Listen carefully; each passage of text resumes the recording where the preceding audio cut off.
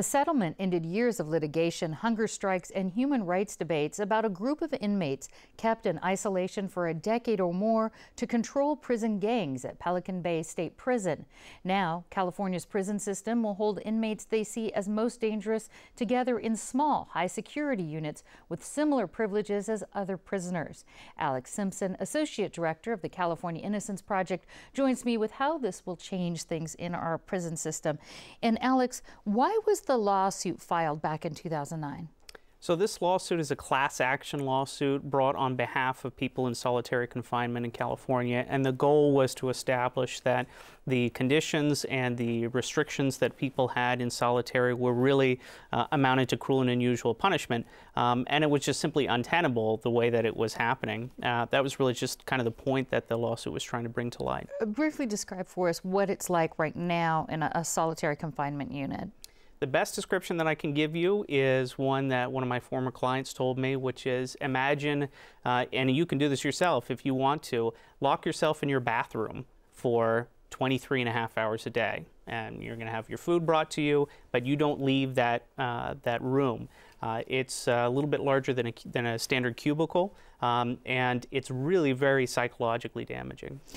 What lands an inmate in solitary confinement, especially in relationship to this lawsuit? We're not talking about people who have done something wrong necessarily, right? Yeah, and that's a common misconception that people have about solitary is that, you know, you're in prison and then you commit some sort of offense and maybe you go to solitary for a couple of weeks or a month or something like that as punishment for that offense. Really what we do in California is your status as either a gang member or as some other person the California Department of Corrections has deemed you to be in need of additional confinement, and that can go for years and sometimes decades. Has this been being used to control prison gangs, and if so, how effective has it been? Well, it has been used to try to control prison gangs. As to how effective it has been, I don't know that there's really a lot of evidence one way or the other. However, it is true that prison gangs have not diminished in any way as a result of this policy. So it's, you know, this lawsuit is really kind of showing that we need to take a different step.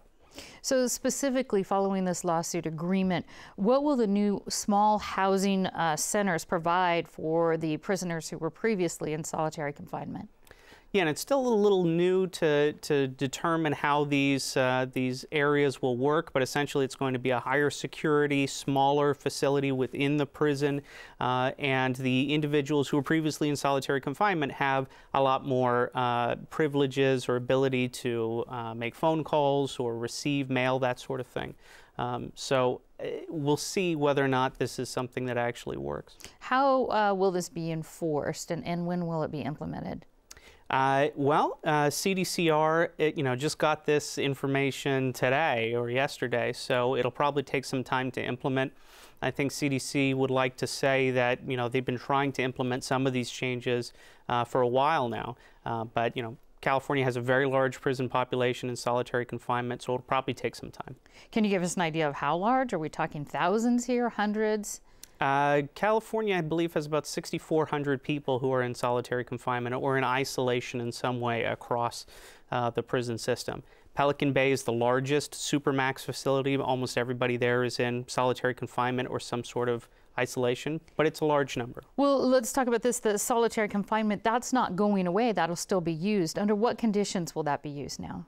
The way that CDCR has kind of described it is that they're going to be looking at it on a case-by-case basis, that there will be people who are in solitary for offenses committed in prison, and people who, on a case-by-case basis, the department has deemed them to be in need of solitary. So it's not going away, but hopefully it will be used a lot less. Is there any evidence of the impact, either psychologically or physically, on an inmate placed in long-term solitary confinement? Yeah, and I think there's no real kind of dispute that if you put somebody in a box for 23.5 hours a day, that it's not going to be psychologically damaging. People who come out of solitary after extended periods of time have problems with spatial relationships, they have problems with social relationships, and they just have a whole host of psychological issues that I think it really kind of be common sense that people would know that people would have if they're exposed to that. All right, Alex Simpson, thank you so much. Thank you.